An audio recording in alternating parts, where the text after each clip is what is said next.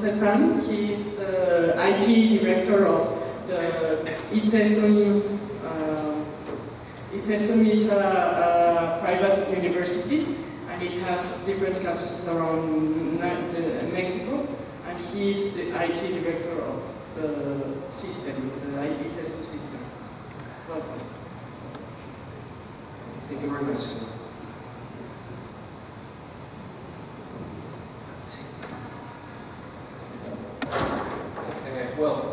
Thank you very much, everybody, to share their different lessons learned and experiences here.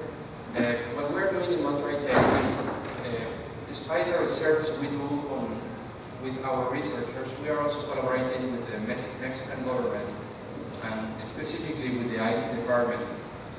Inspired on other experiences, we have learned that if we use open data combined with big data, we can achieve results which can give us better insights in order to improve the country. The different topics or the content that we believe it will be good to share with you is that what do we understand by open data? How can we use open data in order to enrich the research and the information that we have about a specific situation we want to solve?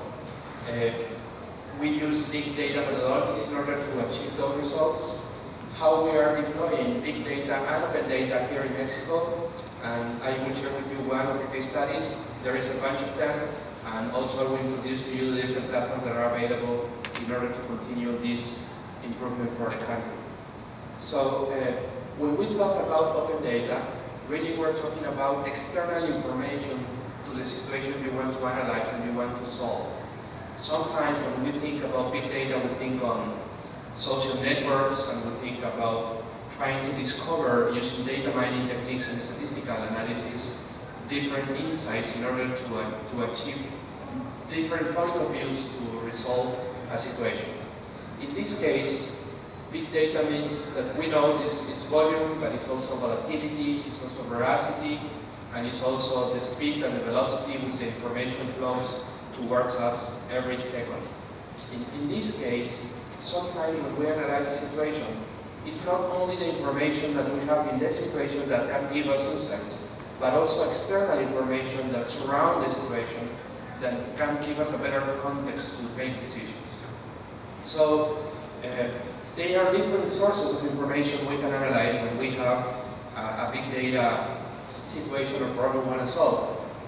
We can begin, of course, with social media, which is too many information. But also, everybody today, we know that in this digital era, we have mobiles, right? By 2020, we will have probably from 6 to 7 devices per person connected in the world. And today we have around 2.7, so everybody uses mobile.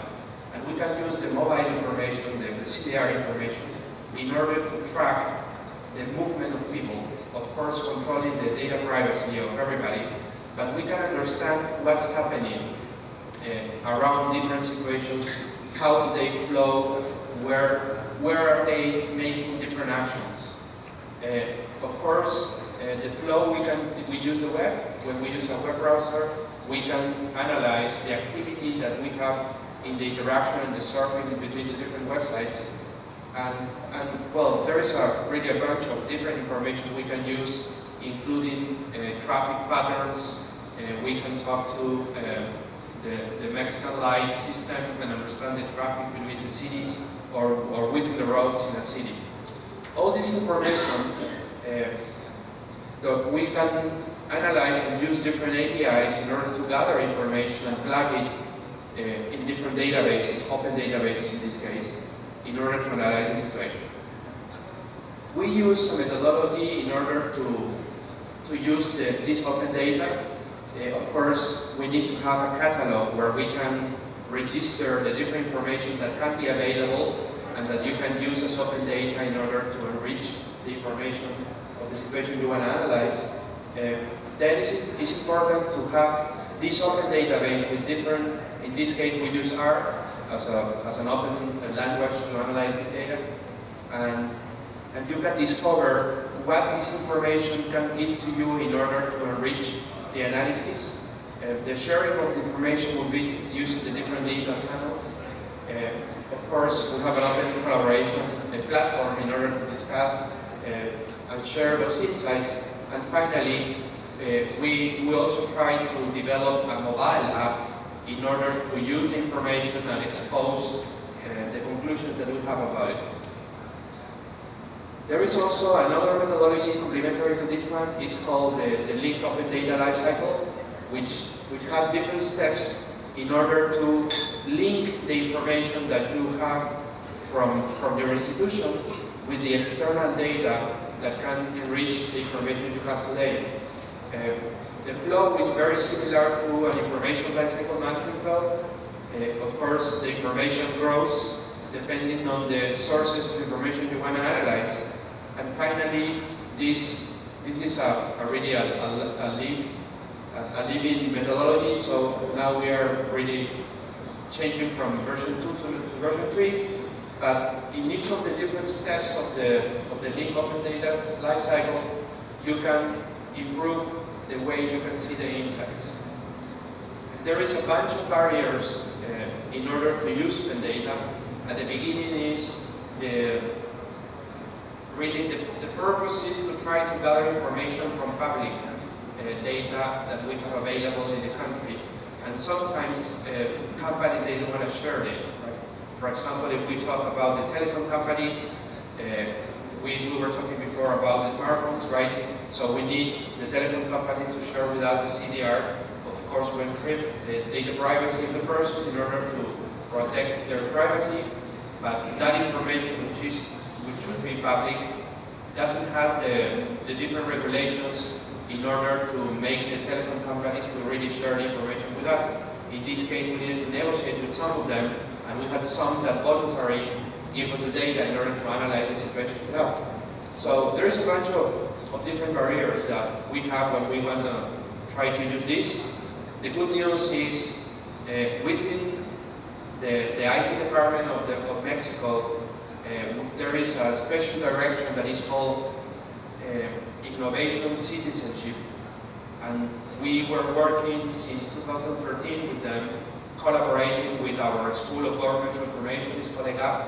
So EGAP from Monterrey Tech collaborated with the IT department of the country, and they defined a special direction that is called Citizenship Innovation. We interacted with Stanford University, so we used some design thinking methods in that on the discovery phase. And then we also talked with Singularity University. And together we thought that if we can use the same approach that Singularity uses in order to understand how technology and how exponential technologies are changing the world for the future, and what are the different national problems that the world has, and we take this and we apply it to Mexico. So we define what are the real problems that the government is targeting for our country. Then maybe we can begin doing some kind of transformation where we can invite all the citizens to collaborate and bring their creativity, their point of view, and their innovation in order to solve problems that we believe are unsolvable or are very, very critical challenges. So the way this was deployed is we have a website. It's called datos.gov.mx, which is it's from the government, it's from the country. You won't see anything about Monterrey Tech here, because what I'm trying to do is try to share the experience we're working with them. But it's their project, it's not our project, right? We collaborate with the university with them. So since 2013, we were beginning to share. We were around 350 people trying to create the first open data policy in the country, which was a very rich, enriching experience and different point of views. Of course, we needed to take care of the legal pieces, which always is kind of a nightmare for me. But we achieved an agreement on how to share information and have an open data platform that will be available for the country. The second thing was which states would like to collaborate and which private companies would like to donate their data in order to have it open in a platform, right? So there is a platform that was created. The database is called Adela, I will share the link with you there. And also the state of Guadalajara, and specifically Zapopan, convinced some different institutions to share open data. So the project began first with a policy, then creating a platform for big data, then convincing states, and then convincing people to define what will be these challenges that we have as a country that we want to solve. So in this website you will see that we created some kind of datathons, like the hackathons, right? In this case were datathons, where we invited the community to try to analyze open data, use big data methodologies and algorithms, and try to propose solutions to different situations. The situations that the government chose were around different problems that we have nationally. For instance, security. We have a problem with security in the country. We don't have good reputation around the country. Maybe this is a reason that we think you both two are here, but we only have two, right?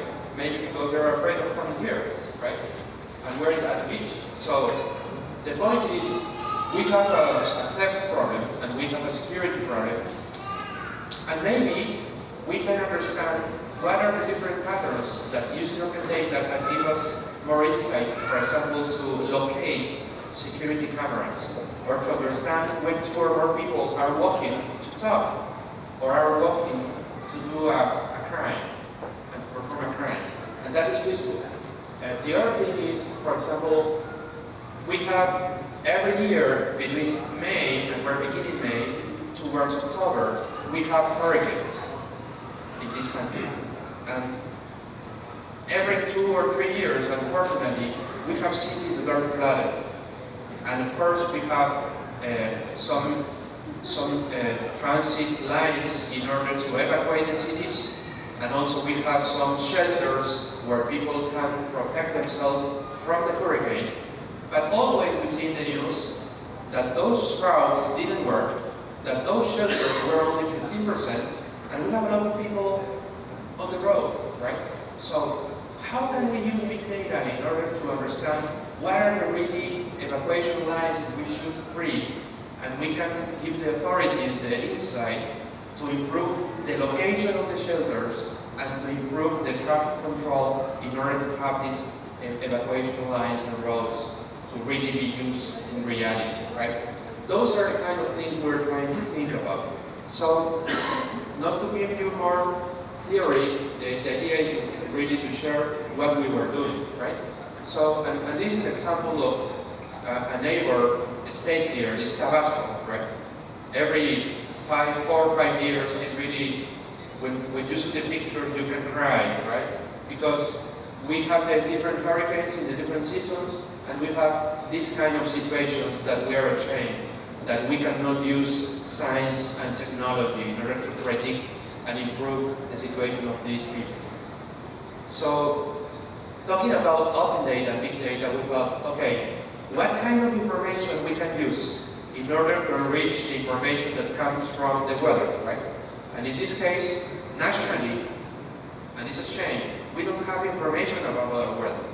We need to use our neighbors from the US in order to feed us with information about the prediction of the hurricane and the climate, right? So we thought, well, everybody has a phone, right? So we talked with Telefonica. It was not possible with Telmex at that time. So Telefonica shared with us 200,000 people CDRs for almost 9 to 10 months. Then we thought we can use linked data methodology in order to associate the information and the geolocation of how the people transport themselves between different places, within the city and between the cities. So we can understand different infographics in order to understand in a normal day, in a regular day, how people flow before the hurricane, a week before, and then 3 months later, what happens with that flow, right? So this methodology will have a lot of, you have a lot of questions and information here, but for the sake of the time, the idea is to give you a summary. You will have, of course, the material available, and also you will have the different websites. So the first thing we learned is that it is interesting to really map who lives where, right? So we assume if the phone is in a place between, let's say, 8 at night till 4 a.m., we assume somebody has slept there, right? If the person then left his home from 4 a.m. to 10 a.m., probably he left that place to work. If in that work he stayed from, let's say, 6 a.m. to 4 p.m., then this is the place where the person works. And if they live between 4 p.m. and 2 a.m. in the morning, probably they went back. Well, we didn't check if they went back to the same place they left, just to protect privacy, right? But the idea is that really probably they went back home, right? So we were mapping how the different cities and the traffic lines to understand from where to where they were moving themselves in a regular day. And then we began analyzing, and here we use those colors in order to understand what is the natural flow of the people in a normal day, and then what happens when a hurricane is going to hit and hits the city, right? And how the different flow of information, for example, in the blue lines and the red lines, we have the towers of the CDRs that capture the information of the movement of our phones. And then we can see where are the towers that are receiving more signals than regular from the regular location of the phones, right? So we can understand the displacement of the person between the different cities in a normal day, and we can compare that towards the day of the hurricane hit the country, or the city and the state. And we can also understand from where to where they moved and when they moved. So we could learn that people, before the hurricane, they were in a normal flow, and then the red means that they were moving from one place to the place they were not regularly moving, right? And on the pale yellow means where did they arrive. Doing and analyzing this information, we could understand using real data from 2009, when the Ida hurricane hit Tabasco, from where the people were moving to which other cities that were around the geography, right? In this case, from Villahermosa to Coatzacoalcos, for example. We also could understand how far they moved and when did they return, right? So there were, in this case, almost 70% of the people, they moved around 10 kilometers, 30% 100 kilometers, and 3% more than 100, right? And when did they return? Normally 70% of the people return within a week, 26% within a month, and 7% didn't return. Probably they were visitors, right? But this kind of information could give us answers about where the shelters were located and how this flow of information can give us insight to tell the authorities, this is the reason why you have only 15% occupation in this shelter, because nobody could get there, right? And these evacuation lines we created were not used and didn't serve because you didn't order traffic properly. So this kind of information is information we're trying to feed the government in order to improve what we can do before a disaster hit again a city. And this is another website which is the conclusion of these initial studies, and we did the same on healthcare with the mortality for mothers that are going to have newborns, right? We were the only KPIs we didn't achieve last year, and this is something we began in May last year.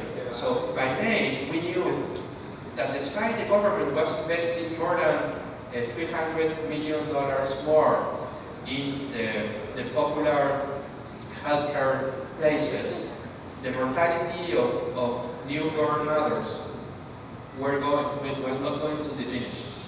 And we wanted to reduce the percentage, but at least 1%. Unfortunately, despite this investment, that would not going to be achieved last year, and it didn't. So we were also analyzing information and big data and open data in order to understand that. This is an example of the different challenges that the government has already launched as invitations to academy, to researchers, to universities, but also to the public and the citizenship in order to use big data, to use open data, and try to analyze situations, enrich them using these kind of methodologies, and create a mobile app in order to do this.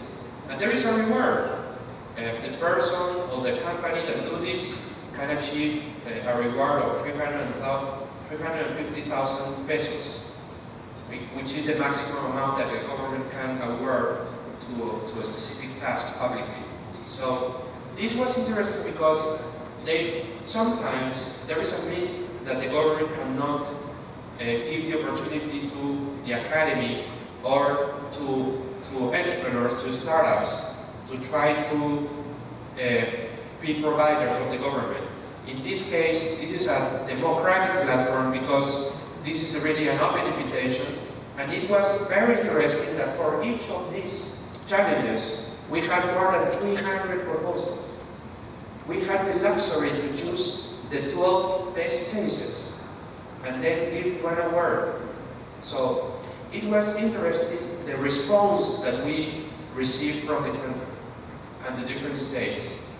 And here you will see challenge, and each of these they already passed. So you can click there and you can see the situation that was shared with the community. You can see all the different providers or persons that wanted to collaborate, giving information. They selected the 12 best ones from the academy and research purposes, and you can see all the information, and you will see also the one who won. They are different areas. You can see, for example, in this case for food, in this case for protection, that case with Conaculta, the other one with the Commission of Federal Electricity, the one for transportation, the one for healthcare, the one for trying to take care of our forests. So there's really a lot of information that is available for this. These are some websites you can research and surf. If you don't know the open data policy we have in our country, you can look at it there, that link. The open data public website that I've been sharing with you, some of the screens is there. The data platform, which is also open, today we have more than 45 different open data databases there in order to complement and enrich the research we do. And of course, Retos Mexico, which is this website that is launching the different invitations to use open data and big data in order to improve our country, is the last one. So finally, the invitation I have to you is to really try to tell everybody that we are doing this in the country, and try to invite your different teams to really use open data and big data in order to give a point of view and collaborate on improving our country.